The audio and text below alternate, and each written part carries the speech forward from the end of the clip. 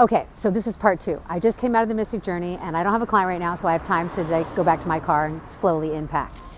I walk over and I was going to take a picture of the Tesla that I made a clip of 5 minutes ago. And then you said to me what? Want to see? I want to make a cooler picture? Want to make a bet? Yeah, do you really want to see something cool? And I said, yeah.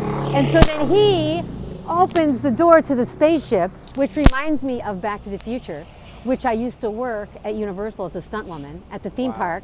So I got to do the Universal ride all the time, watching the Back to the Future with a DeLorean.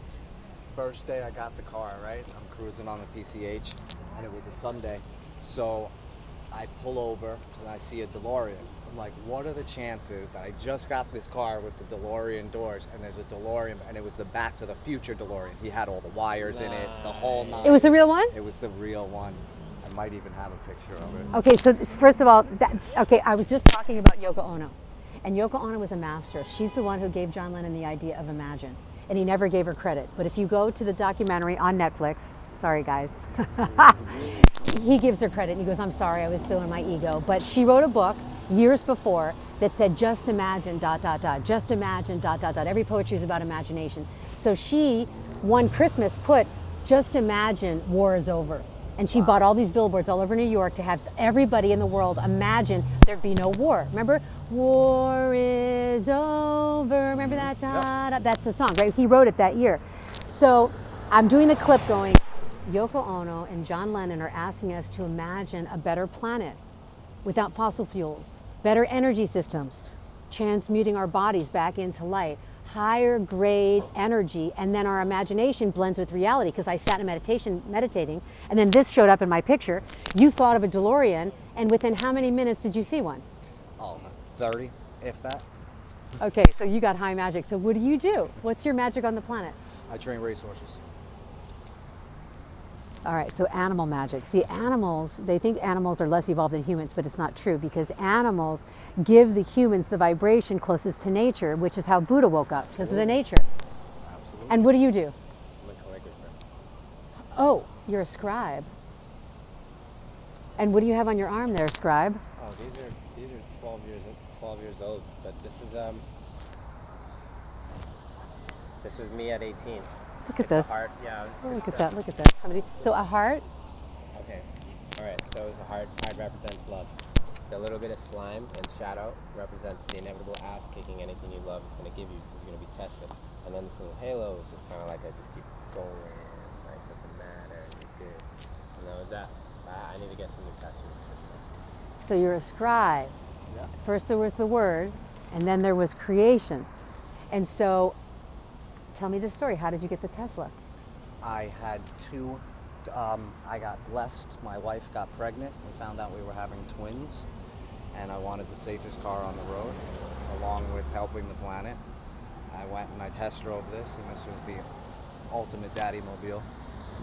Right?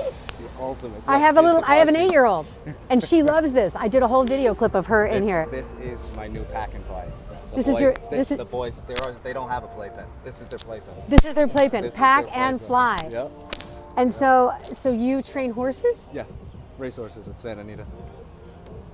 Were you a jockey? No, horse trainer. Your whole life you were a horse trainer? My family's been training for 30 years. Yeah. Now, would you consider yourself a horse whisperer? Can you hear them talk? I would hope so. I would think so. Yeah, you have to be able to talk to your horses because they can't talk to you with words. So you have to be able to read the way they're walking, the way they're moving, the way they're eating, the way they're laying, the way they're sleeping. So do you feel that if people were more sensitive to the feelings of animals, that they would get higher reception on how to deal with other humans? Oh, absolutely. Absolutely. And that's why I have people think I do it because Playboy or something like that, but I only have women working around my horses because they're gentler, they're kinder, and they get more out of the horses, you know. And I would say that is because women are more naturally intuitive. They're more nature-based, so they can hear a baby's cry, and they're inclusive and their collaboration, so they could obviously feel the horse's feelings faster. Now, what can men do to become more in their divine feminine nature, to be more balanced like you, so that they can hear other people's feelings and emotions? Listen. Drop some What'd you say? Drops mic. What? Drops mic. Drops the mic. Listen. Listen. Just listen. You know? I think it's so important. People are losing their listening skills. Everybody has an opinion in this new age of technology and tweets and Instagrams and all that stuff, but nobody listens. Everybody has an opinion, but nobody listens anymore. And when you're listening to the horses, what do you hear? Sometimes I hear pain that I want to fix. Sometimes I hear a happy horse. I know they're ready to go. They're ready to do their job. They're ready to do what they love to do, which is run. You know, I hear all different things. Now, this is interesting. Do you ever find that the horse's owner and the horse have the same issues? I've been noticing this with In animals. some cases, yeah. In some cases. Like if you have like a really uptight owner, is the horse like taking on some of his stress? Sometimes, yeah. I've seen it. I definitely have seen it. Now, and on the other side too, can the horses be therapy for the person who's jacked up, and then the person starts unwinding because the horse is the teacher? Oh, absolutely. And I've retired a lot of race horses to homes that have helped a lot of people. A lot of people, you know. Therapy horses, and I've just retired a race horse that became a 8-year-old little girl's pony.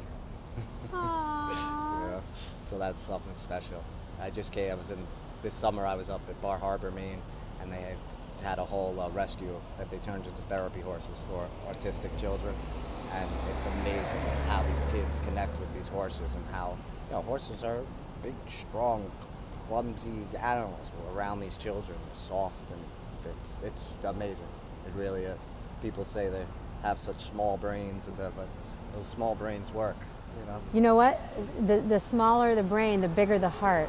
The less we think, the more we feel, right? And that's what I think the feminine is great at bringing out, whether it's a man or a woman, is to bring out more of the feminine feeling nature in both races, men and women. Very true. Yeah. All right, well, if anybody wanted to go to see you train or hire you to train, or how would they do that? Do you take on people? HJ Racing 212 on Instagram. I have all my winning pictures there, and that's the easiest way to get in contact now. Beautiful. And how about you? Can people get a hold of you? Yes. Rush Mantis. It's calligraphy page. That's cool. And you're basically you're an artist. So people can hire you to do their calligraphy. Amazing artist. Okay. Beautiful. I'm going to share my phone number with these guys, and then I'm going to put links at the bottom of this video, and then I'll send it both to you because you're in my dream now. Very cool. We're dream characters in each Very other's cool. dream. All right. Blessings and light to the Tesla that brought us together, and let's go out when I get mine, because mine is blue Let's too, cruise. in my mind. Let's We'll cruise. cruise. We'll do a little parade down the PCH. Absolutely. All right. Blessings and light. Stay tuned.